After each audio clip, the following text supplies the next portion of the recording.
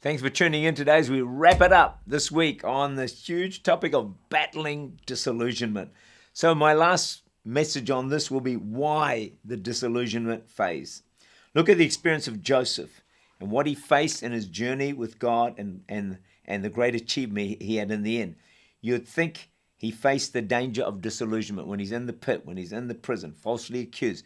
Genesis 40:15, for indeed I was stolen away from the land of the Hebrews, and also I have done nothing here that they should put me into the dungeon. Sounds like he's disillusioned, doesn't it? Maybe today some of you feel like you're in a physical pit or in a prison or in a dungeon. Your circumstances are dark, they're difficult, they're lonely, they're painful. Why, Lord, you're asking yourself? Well, let me give you some thoughts. Number one, prisons are God's classrooms to develop character, the character of Christ in us. God is working essential qualities that are necessary for us to handle future success. God knows what he's doing. No trial nor prison need be wasted. You may not see what God is up to, but he is hard at work. Romans 8:28, all things work together for good for them that love God, called according to his purpose. We read, secondly, Psalm 105, verse 18, about Joseph. They hurt his feet with fetters. He was laid in irons until the time that his word came to pass. The word of the Lord tested him. It is said of Joseph, iron entered his soul.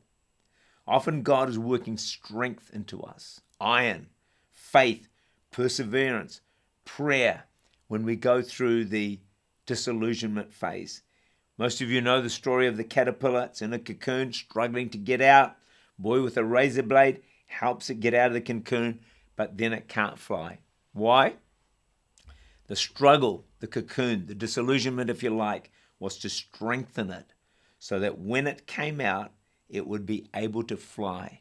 It would be able to do what it was created to do. If you short circuit the phase, the struggle, then you're going to cause problems when the fulfillment comes. We won't have the character, won't have the iron in our souls, or whatever it takes to walk in the fulfillment of the dream or of the vision.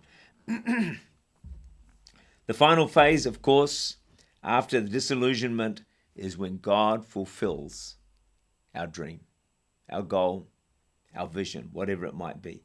Eventually, Abraham, Joseph, David, Moses, they all went through delay, disappointment, hardship, I suggest disillusionment. All of them attained the vision, the dream, the goal. And it's God's will and God's plan and God's purpose to do the same for you and the same for me. Disillusionment is a normal stage for people to pass through. With understanding and God's grace, we can all get through the disillusionment phase, the death of the vision, and see the fulfillment of those things that we desire and that we long for.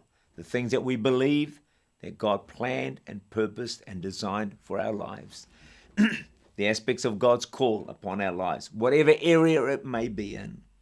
Often it will be a supernatural fulfillment, or God will just do some amazing or miraculous things like he did for me to bring the dream or the vision to pass. Remember, it doesn't end at the disillusionment phase. It doesn't end at the phase of the death of the vision, which so often people see that as the end. But that is not the end. The end is the glorious fulfillment of God's plans and purposes in our lives. Those dreams you have, those visions, those goals that you feel God has given you, that new job, that relationship, whatever it is, remember, we're eager beginners, but then we all go through a disillusionment phase. If we'll hang in there through that phase, we come out the other side where we can see the fulfillment of the things that we have longed for, our dreams, our visions. May God fulfill all his plans for your life. May God richly and wonderfully bless you.